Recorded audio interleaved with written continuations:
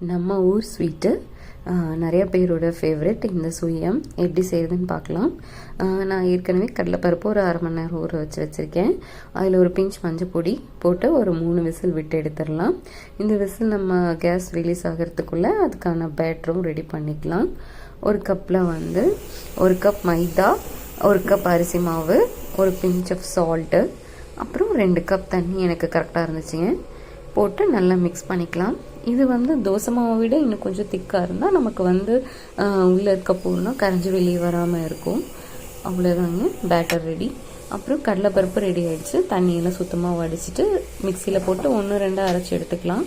ஒரு வடசட்டியில் 1 கப் தேங்காய், 2 கப் வெல்லம் போட்டு நல்லா மிக்ஸ் பண்ணிக்கலாம். வெல்லம் நல்லா தண்ணி விட்டு கரைஞ்சி அந்த தண்ணியெல்லாம் எவாப்ரேட் ஆனதுக்கப்புறம் நம்ம அரைச்சி வச்சு அந்த பருப்பை போட்டு நல்லா மிக்ஸ் பண்ணிக்கலாம். கொஞ்சம் ஏலக்காய் பொடி போட்டால் உள்ளே வைக்கிற ஸ்டஃபிங் ரெடி.